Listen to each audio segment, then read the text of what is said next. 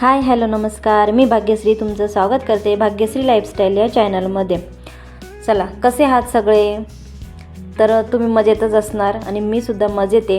आजचा रविवारचा दिवस होता. तर बघा, रविवारी बरीच अशी आपली कामे रखडलेली असतात, म्हणजे हप्त्याभराची कामे पूर्णपणे राहिलेली असतात. दळण वगैरे, भाजीपाला हे सगळं. तर त्यातलं पहिलं काम म्हणजे आमचं होतं भाजीपाला आणण्याचं. तर सकाळी लवकर 7 वाजता जाऊन भाजीपाला घेऊन आले. मार्केटमध्ये म्हणजे एकदम फ्रेश भाजीपाला भेटतो. तर त्याच्यामुळे रविवारीच आमचा भाजीपाला असतो. तर रविवारी जाऊन ते भाजीपाला म्हणजे तिथं एकदम असं शेतकरी असताना तर त्यांच्याकडे छान भाजीपाला भेटतो, तर तिथून ते घेऊन येतात. तर बघा, खूप छान पद्धतीने ताजा भाजीपाला आणलेला होता त्यांनी.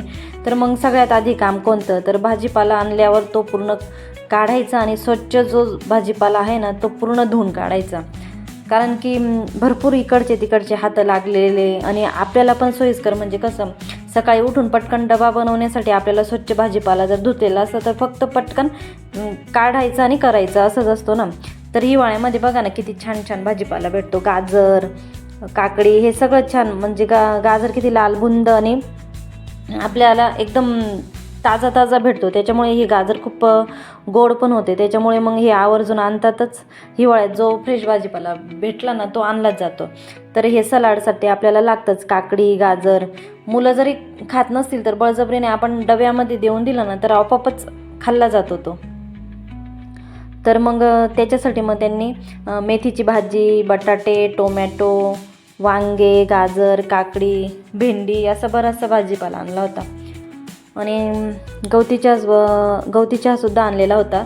तर हिवाळ्यात लागतोच आपल्याला, कसं हे सर्दी खोकला वगैरे होऊ नये त्याच्यामुळे मग गवती चहा आपण चहामध्ये टाकून पितोच. तर बघा, ते स्वच्छ पद्धतीने मी आता छान पूर्ण पाण्यातून धुवून घेतला, असा मोकळा करून भाजीपाला. तर नंतर मग तो छान वाळवून घेतला तर आपल्यालाच टेन्शन नाही राहत. आणि एकदा छान वाळवून आणि मस्त डब्यांमध्ये फ्रीजमध्ये भरून ठेवायचा. मिरचीची सुद्धा मी वाळून देठं वगैरे काढून घेत असते, कारण की म्हणजे तो टिकतो पण ना छान. मिरच्या छान टिकता, मग जवळजवळ 15-20 दिवस काही टेन्शन नाही राहत. इथं वालाच्या शेंगा पण होत्या, त्या पण छान धुवून घेतल्या मी. बघा, कढीपत्तासुद्धा किती फ्रेश आहे. आणि ह्या गोष्टी तर आपल्याला आठवड्याभरासाठी लागतातच. बघा, हा सगळा भाजीपाला मी स्वच्छ धुवून घेतला आणि एका भांड्यामध्ये काढून घेतला. बघा, ते पाणी बघा किती गढूळ पाणी निघालं. आता मस्त मोठं बेड कवर खाली अंथरून घेतलं आणि त्याच्यावर हा भाजीपाल्याचा मी बाजारच मांडला, दुकान मांडला असं म्हणू शकतो तरी चालेल. कारण की मग आता त्याचे असं पूर्ण भांड्यांमध्ये किती वेळ ठेवायचं आणि त्याचं पाणी पण चांगलं निथळायला पाहिजे. त्याच्यामुळे मग हे कपड्यावरतीच टाकलं मी भाजीपाला पूर्ण. आणि बाकीचा भाजीपाला हे वाळेपर्यंत मस्त छान मी मेथीची भाजी, वालाच्या शेंगा हे निवडून घेतलं. म्हणजे कसं टाईम वेस्ट होत नाही मग आपला. जो निसवण्याचा भाजीपाला असतो तो निसवून, तोपर्यंत लगेच इकडे चहाची वेळ झाली होती तर इकडे चहा ठेवून घेतला. बाकीचे कामं करत बऱ्याच म्हणजे 4 वाजत आले होते. तर मग चहाची वेळ झाली तर चहा पिऊन घेतला आणि फ्रेश मूडने मग कामाला लागलो. बघा, आता फ्रीज वगैरे पुसून घेतलं. फ्रीज माझं तसं छोटंसंच आहे. तर बघा, मग जास्त काही घाण नव्हतं झालेलं, पण मग तरी म्हटलं आता पूर्ण भाजीपाला का ठेवायचंच आहे तर मग पुसून घेऊ. एक ओला कपड्याने चांगलं छान पुसून घेतलं. कारण की मी त्याच्यात जास्त काही वस्तू ठेवत नाही, फक्त भाजीपालाच ठेवते. त्याच्यामुळे एवढं खराब नाही होत फ्रीज माझं. आणि डोअरला इकडं बॉटल्स असतं आणि बाकी फक्त मैदा आणि रवा या 2 पिशव्या मी ठेवते. आणि जे आपले बेसिक मसाले, पावभाजी मसाले, ह्या जे रेडीमेड जे मसाले असतात ना ते ठेवलेले असतात फक्त. बाकी मी काही ठेवत नाही जास्त. आणि सॉस वगैरे राहिले तर मग ते सॉस वगैरे इकडं डोअरमध्येच ठेवते. आणि फ्रीजमध्ये मी दूधसुद्धा ठेवत नाही, कारण की दूध ठेवलेलं मला आवडतच नाही. मी दूध नेहमी वरतीच ठेवते. तर ह्या अशा पद्धतीने छान मग ओल्या कपड्याने पुसून नंतर कोरड्या कपड्याने मस्त ड्राय करून घेतला फ्रीज छान. आणि बघा, या पद्धतीने मी हे इकडे डोअरमध्ये ठेवलेले आहेत बऱ्याचशा वस्तू सध्या. आणि बॉटलसुद्धा मी रिकाम्याच आहेत ठेवलेल्या, भरलेल्या नाही आहेत. कारण की पाणी एवढं आता माठातलंच पाणी गार आहे. आणि उन्हाळ्यातसुद्धा आम्ही फ्रीजमधलं पाणी पित नाही, कारण की माठातलंच पाणी आवडतं. त्याच्यामुळे फ्रीजचा उपयोग जास्तीत जास्त भाजीपाला ठेवण्यासाठीच आम्ही करतो. बघा हे जे भांडे म्हणजे जे ग्लास होते ना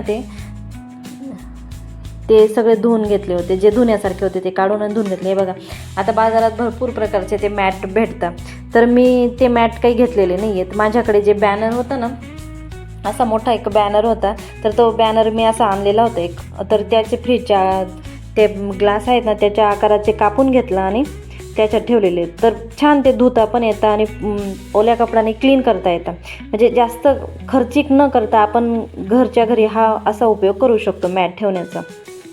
रेडीमेडच मॅट ते चांगले दिसायला पाहिजे त्यासाठी घेतं आता कोणाची कसं, पण मी हेच वापरलेले आहेत, पण मग छान दिसतं हे, पण काही एवढे वाईट नाही दिसत. जेव्हा ते घेतले जातील तेव्हा घेऊ, पण मग आता सध्या होतोय ना उपयोग तर मग करून घेऊ. आता बघा एका कंटेनरमध्ये मी कढीपत्ता छान पूर्ण निसून घेतला आणि तो कढीपत्ता त्याच्यात ठेवला.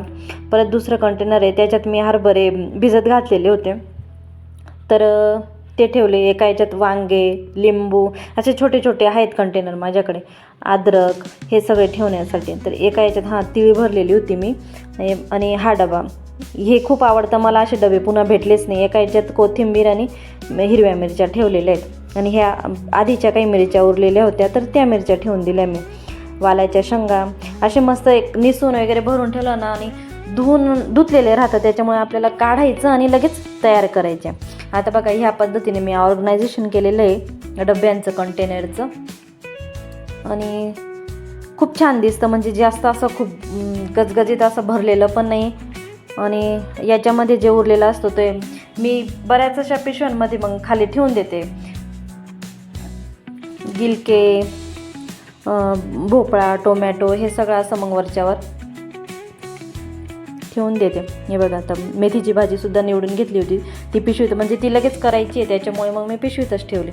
हे बघा ह्या इकडच्या साईडचा, आणि हा असा फ्रीज माझा ऑर्गनायझेशन झाला. बघा किती छान दिसतो, म्हणजे जास्त हे पण नाही. लाईक आणि सबस्क्राईब नक्की